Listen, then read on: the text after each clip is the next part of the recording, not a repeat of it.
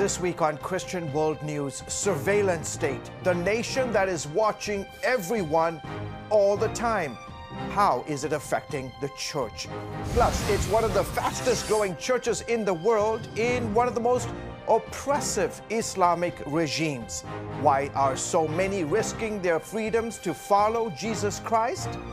And the volcano spouting ash and lava in the Philippines. Tens of thousands forced to evacuate. We will go inside the restricted zone to show you the devastation and the relief teams swinging into action. Hello, everyone. Thank you so much for this week, joining us for this week's edition of Christian World News. I am George Thomas. A rising tide of global persecution against Christians. Every year, the watchdog group Open Doors tracks believers, attacks on believers, and releases a list of nations that tells us where it is most dangerous to follow Jesus. First, some numbers on persecution worldwide. About 260 million Christians live in countries where persecution is extreme or very high. And 2,983 Christians were killed for their faith last year. That is an average of 8 every day. 3,711 Christians were either detained without trial or arrested, sentenced, and imprisoned.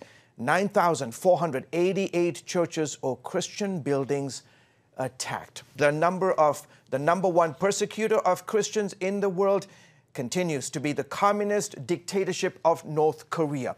Open Doors CEO David Curry told us why. North Korea is a country of great concern. Number one for 18 years in a row, total control of the government. There are 60,000 Christians in labor camps for owning a Bible, and many of them die there. The Open Doors report also identified disturbing trends in persecution, including the growth of the surveillance state. Curry explains that China is the chief offender, and it is not, by the way, using surveillance against its own people. It is helping other repressive nations do the same. Well, what's so scary about the persecution of Christians in China is that China is building what I think is a blueprint, a roadmap of persecution for other regimes around the world. And they're doing it with surveillance, with a social score that measures Christian behavior, attending church, taking your kids to Sunday school, as a negative thing. And they're taking that social score and melding it with surveillance, not just on the street to protect the citizens, but an invasive surveillance inside the churches. And they're shutting down house churches that won't comply, and others as well, arresting pastors. By the way, China jumped from number 43 on the World Watch list all the way to 23 this year. David Curry recently visited China to investigate the level of surveillance and persecution and to hear firsthand from Chinese Christians. Open Doors recently released this video. Take a look. I'm being watched. China has the sophistication and technology to monitor its population like no country before it. It feels like these eyes are always accusing. Where are you going? What are you doing? What are you saying? And who do you worship? In China, what's happened over the last 5 years seems unthinkable. Pastors can be arrested if they don't allow surveillance cameras in their sanctuaries. Authorities can shut down churches at any time. The pressure is growing. If you are a Christian, it's okay. But if you attend your Sunday service in other location which is not registered or unapproved, then your meeting is illegal. The increasing religious restriction in recent years, it really tests the church in China. I still remember, like 5 years ago, we heard about China government, they started pulling down of crosses from the rooftop of the church buildings. The persecution here in China is not what it once was 30 years ago. It's not pastors being held in prison for decades or being beaten and dragged out of their churches. It's a very sophisticated and subtle persecution, a squeeze on the freedom of the church in China. I know a friend, he's a young pastor, shepherding a church, and over the past maybe 5 years, this church was growing. And just earlier this year, he told me, if we disagree to register under the government, then my church would be outlawed. The government officials will come today, so please keep praying for us. And then at the end of the day, this friend told me, we have been outlawed. Despite the pressure, despite the surveillance, God is still doing incredible things. I know a church in the central part of China. Several years ago, the church will want to move the cross from their church. So they said we shouldn't fight with the authorities, but we kneel down and pray. God will do His work. And I can tell you, nowadays, the cross is still on top of the church.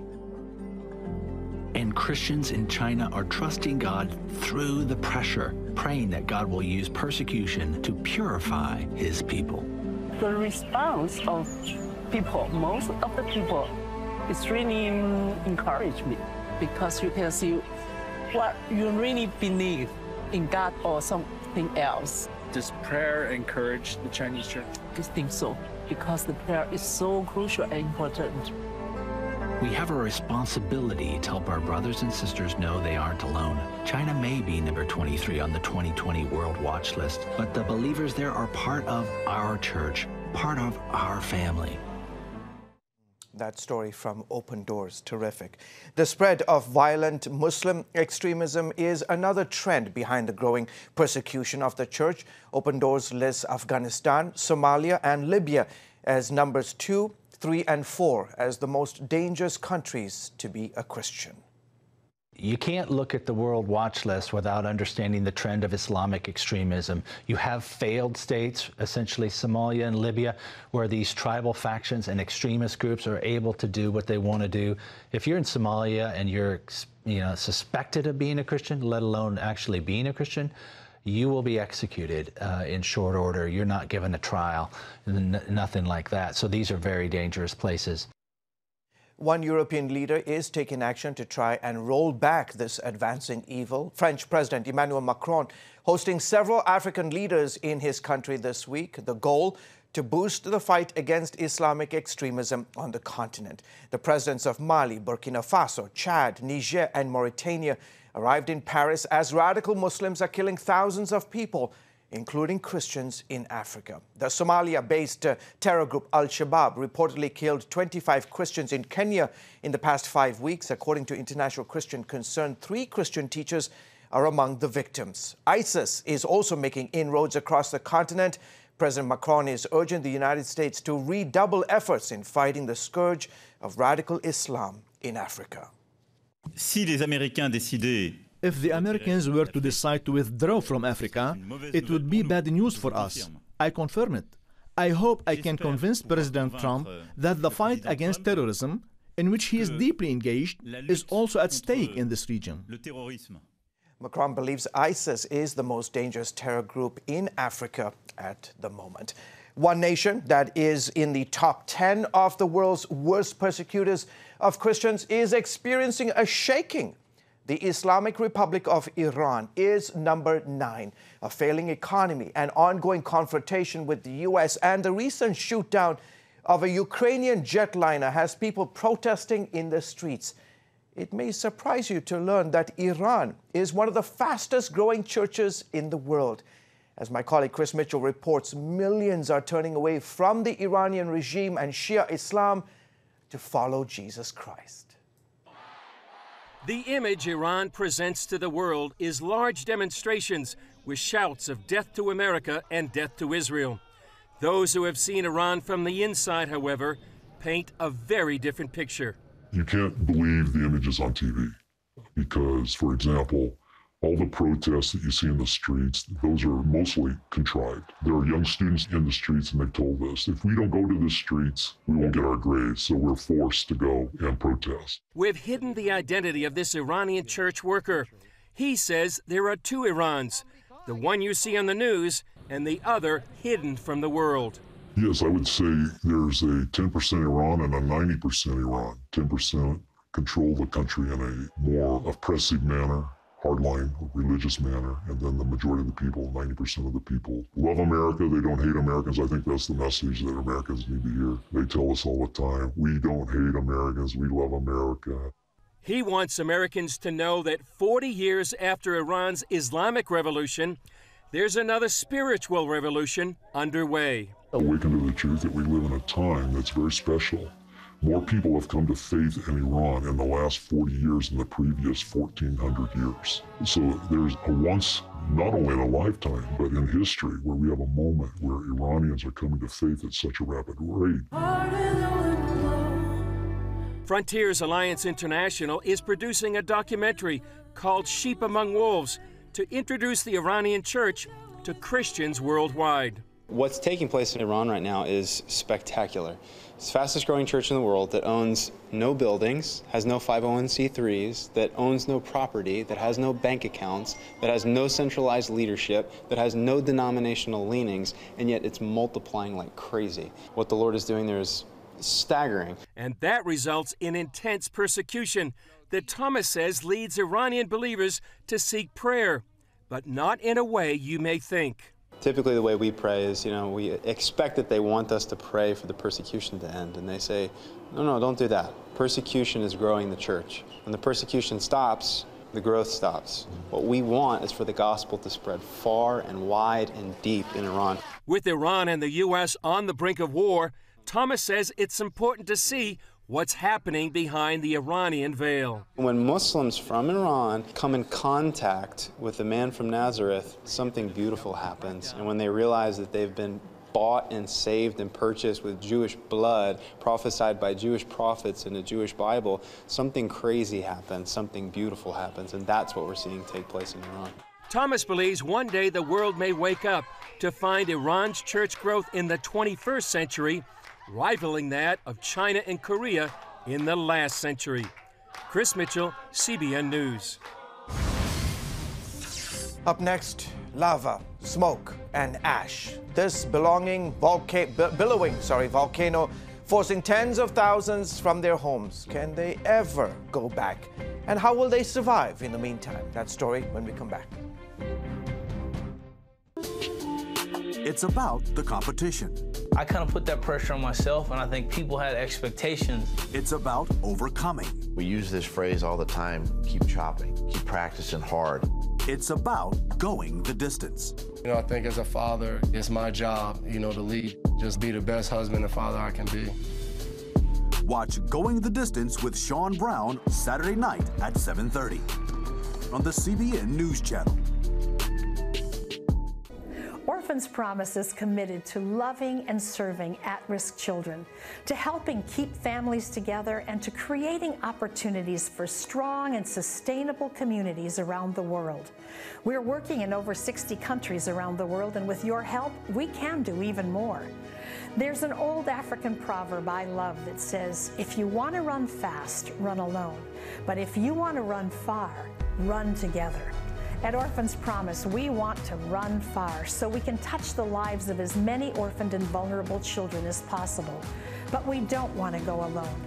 We're out to change the world, one child, one family, one community at a time. Will you join us?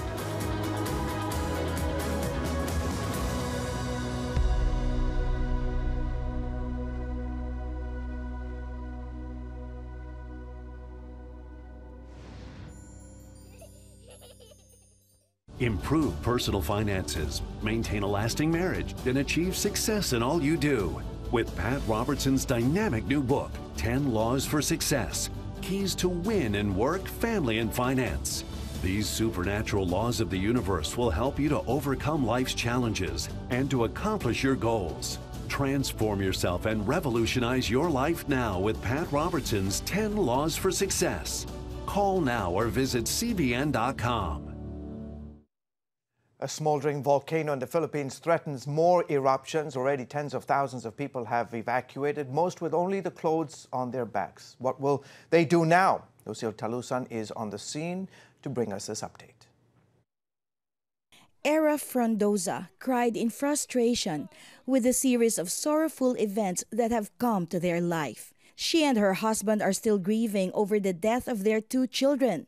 Era had a stillbirth on her 8th month of pregnancy in October. The next day, their 5-year-old son was killed in a motorcycle accident. We are questioning God why He allowed this to happen. First, we lost our children, and now the volcano erupts. We fear that everything is being taken away from us. Era and her husband are staying in a school that is now being used as a temporary shelter. Evacuation centers are crammed with more people after tens of thousands flee the danger zone amid fears of imminent explosive eruption. This is one of the most popular restaurants here in Tagaytay City, and it's closed. Actually, all the establishments here are closed, and there has not been any electric power supply since the volcano started erupting. They gave us access to have a better view of the Taal volcano. As you see, there is smoke coming out of the crater. And for your information, there are 47 craters in this volcano.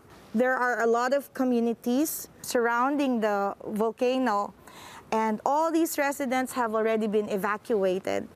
Operation Blessing has been daily giving aid to the evacuees in the different evacuation centers, distributing mats, blankets, much-needed hygiene kits, and other basic necessities. Aside from the relief goods, church partners grabbed the opportunity to pray for the evacuees. On that day, Operation Blessing volunteer pastors shared the good news of God's eternal love to Era and her husband. Era said the prayers comforted them. It's like the burden was taken out from me. I always pray that we will meet people who can counsel us. Thank you very much, Operation Blessing. It's back to zero for us, but you have reminded us that we can go on with our life and overcome when we hold on to God. Lucille Talusan, CBN News, Batangas, Philippines. Coming up, witness a celebration for the ages as one village gets fresh water and a better way of life. It's about the competition. I kind of put that pressure on myself, and I think people had expectations. It's about overcoming. We use this phrase all the time, keep chopping, keep practicing hard. It's about going the distance. You know, I think as a father, it's my job, to lead. Just be the best husband and father I can be. Watch Going the Distance with Sean Brown Saturday night at 7:30 on the CBN News Channel. Orphans Promise is committed to loving and serving at-risk children, to helping keep families together, and to creating opportunities for strong and sustainable communities around the world. We're working in over 60 countries around the world, and with your help, we can do even more. There's an old African proverb I love that says, if you want to run fast, run alone. But if you want to run far, run together. At Orphans Promise, we want to run far so we can touch the lives of as many orphaned and vulnerable children as possible.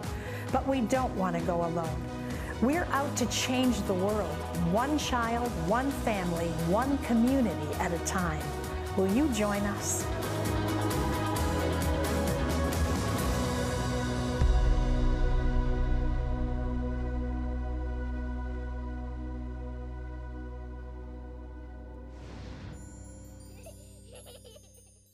Improve personal finances, maintain a lasting marriage, and achieve success in all you do. With Pat Robertson's dynamic new book, 10 Laws for Success, Keys to Win in Work, Family, and Finance.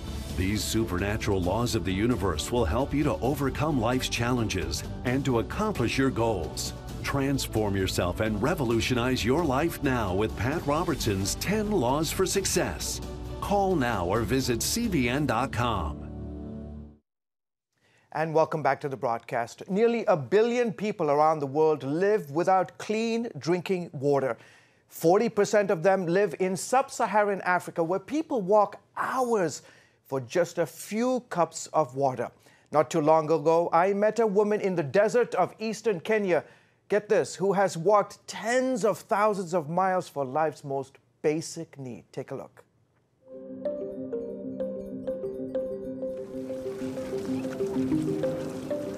The next time you turn on your tap, think of Kanzi Kahindi. I would be a lot healthier than I am today if I didn't have to travel so far for water. Kanzi lives in sub-Saharan Africa, where an estimated 319 million people have no access to safe drinking water. Twice a day, she leaves her small hut made of sticks and stones here in rural eastern Kenya and walks to the nearest place she can find water. My back hurts, and I'm always in pain. For many of us, water is just a tap away.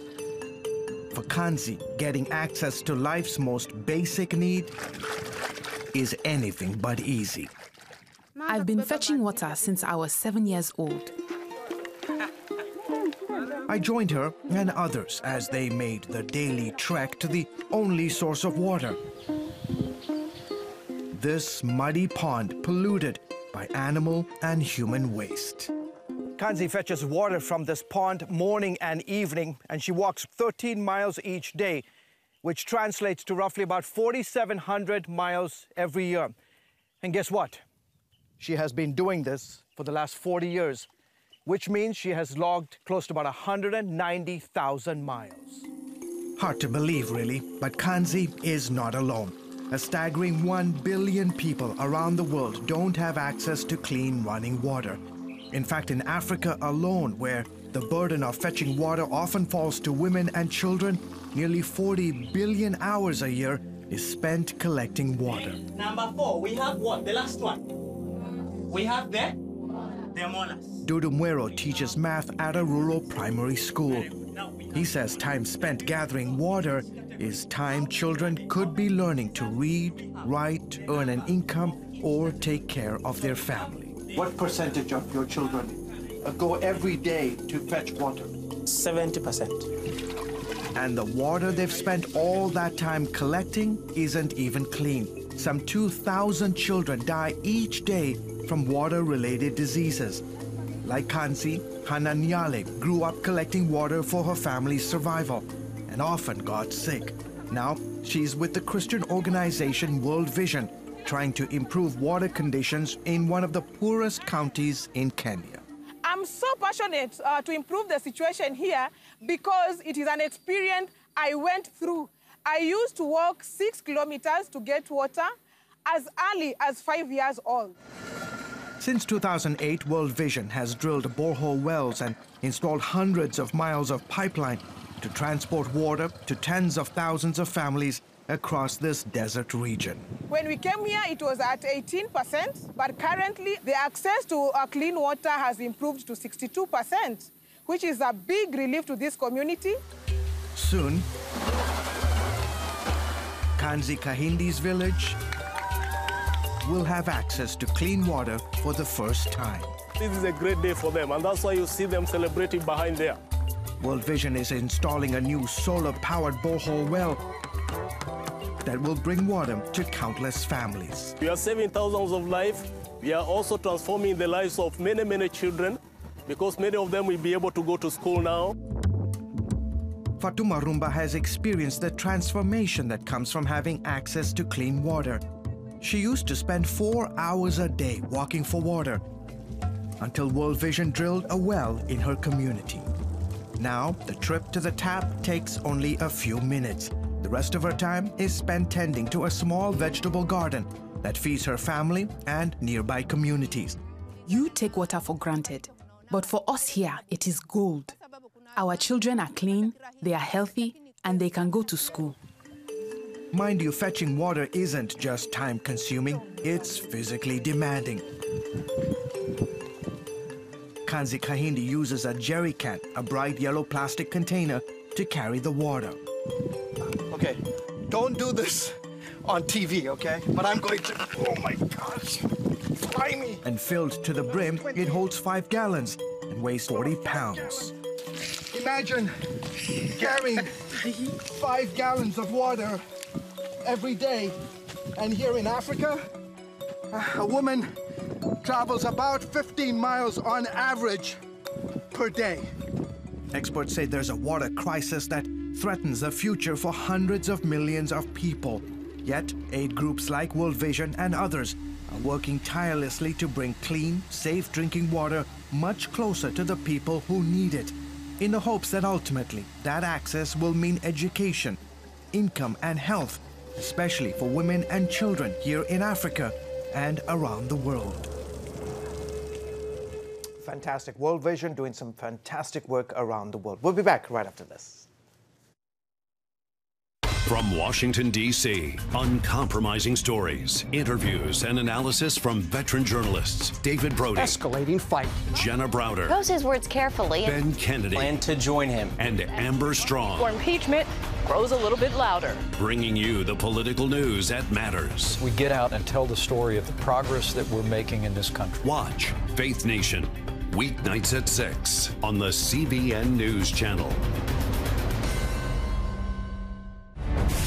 On the home front. Thanks for joining us for CBN's On the Home Front, where we highlight what the men and women of America's military do to defend our country. CBN honors the men and women in our military with an initiative called Helping the Home Front. It partners with churches across the country to meet the needs of their military families, from repairing homes to wiping out medical bills for wounded veterans. On the Home Front, Tuesday morning at 10:30. He founded one of the world's largest television ministries, established a leading university, and became a New York Times best-selling author. Now, Pat Robertson wants to share with you significant insights learned from a lifetime in the Word of God. In his latest book, 10 Laws for Success, Keys to Win in Work, Family, and Finance. Call now or go to cbn.com. Meet the pastors who are preaching the gospel in a fresh, fearless way.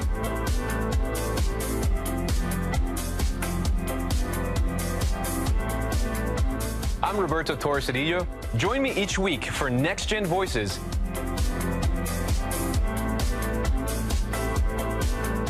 And watch God transform a generation.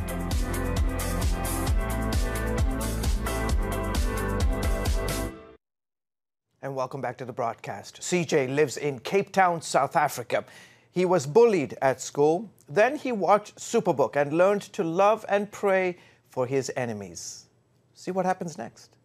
CJ dreaded going to school, not because he didn't like learning, but because he didn't have any friends. They'd make fun of me for every single little thing, and I would feel really, really sad. When I met CJ and his family, we talked about the effect that had on them. It makes me feel helpless, and I had to look at a different way of dealing with it. CJ and his siblings often watch Superbook episodes at home. With the help of Superbook and his parents, CJ had a change of heart. I realized that I should love my enemies. I pray for the ones that were bullying me, and I would bless them.